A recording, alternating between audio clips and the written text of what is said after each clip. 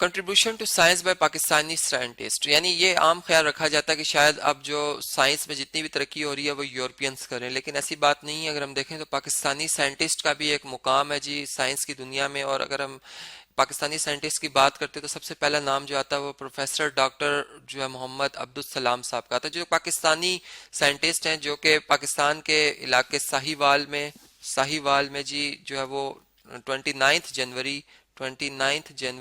1926 کو جو ہے وہ پیدا ہوئے۔ اب اگر ہم دیکھیں تو یہ اگر 1926 کو جی پیدا ہوئے، یہ پاکستانی سائنٹسٹ ہیں جو کہ شروع سے ہی بہت انٹیلیجنٹ تھے، اور اس بیس پر ان کو جو ہے وہ اسکالرشپس ملتے رہے، اور یہ اسکالرشپ کی بیس پر جو ہے وہ باہر چلے گئے، باہر ہائر اسٹڈیز کی انہوں نے وہاں پر،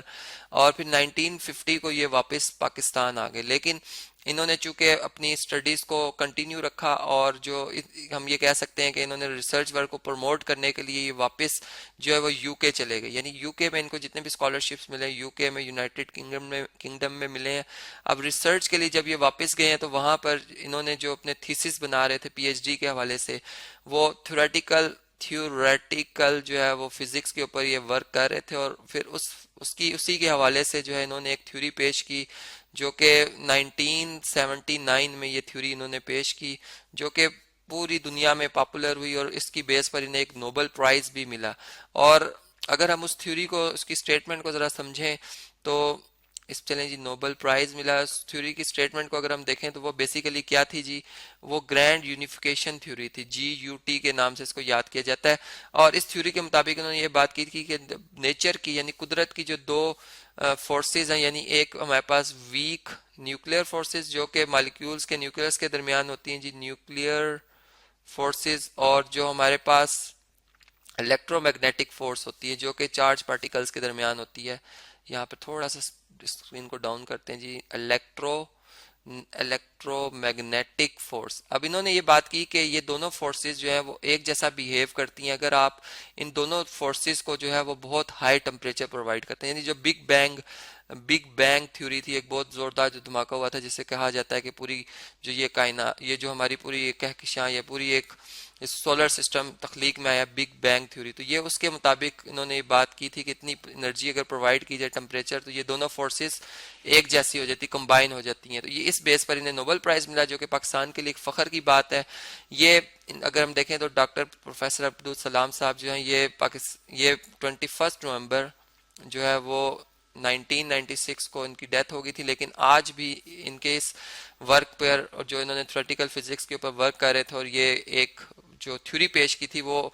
پوری دنیا میں مشہور ہے اور پاکستان کے لیے ایک فخر کی بات ہے۔ اسی طرح اگر ہم اپنے ایک اور سائنٹسٹ کی بات کرتے ہیں ڈاکٹر عبد القدیر خان صاحب، جو کہ 1 اپریل پاکستان بننے سے پہلے جی پیدا ہوئے تھے جی بھوپال کے علاقے 1936 میں بھوپال جو کہ انڈیا میں آتا ہے جی،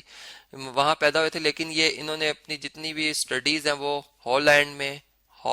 میں رکھیں، اور وہیں سے انہوں نے جو ہے وہ اپنی پی ایچ ڈی وغیرہ وہیں سے کی، ایم ایس سی وہیں سے کی، جو ہے پی ایچ ڈی وغیرہ کی انہوں نے وہاں پر ہی، اور وہاں سے یعنی وہاں پر ان کو جو ہے ریسرچ آفیسر کے طور پر یونیورسٹی میں رکھا گیا تھا۔ اور اگر ہم دیکھیں تو انہوں نے اگر اپنی ایم ایس سی جو ماسٹر ڈگری کی ہوئی تھی وہ میٹلرجی میں کی ہوئی تھی، ٹھیک ہے، اور پی ایچ ڈی وغیرہ کے لیے پھر انہوں نے جو ہے جب پی ایچ ڈی اپنی مکمل کر لی تو وہاں پر جو ہے ایک یورینکو انریچمنٹ جو ہے ایک پلانٹ ہے جی، وہاں پر یہ ہالینڈ میں ورک کر رہے تھے، لیکن اپنے وطن سے محبت کے ناطے یہ جو ہے 1975 میں واپس وطن پاکستان آ گئے، اور یہاں آ کر جو ہے پاکستان کی گورنمنٹ نے ان کو ایک باقاعدہ جو ہے وہ ایک ریسرچ لیبارٹری ان کے نام سے، یعنی ان کے نام پر جو ہے وہ رکھی، یعنی ایک لیبارٹری تو تھی جس کو کہوٹا ریسرچ لیبارٹری کہا جاتا ہے، لیکن جب یہ واپس آئے تو ان کو اس کا ہیڈ بنایا، اور اس لیبارٹری کا نام جو ہے وہ ڈاکٹر عبد القدیر خان ریسرچ لیبارٹری رکھا گیا، اور پھر انہوں نے اس پہ ہیڈ کے ناطے یعنی ایک ہیڈ کے طور پر وہاں پر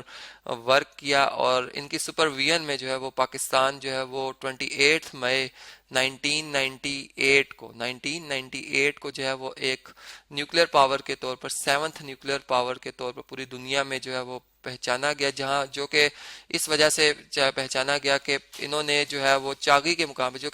جو کہ بلوچستان میں آتا ہے جی، چاغی کے مقام پر جو ہے وہ 6 سکسیسفل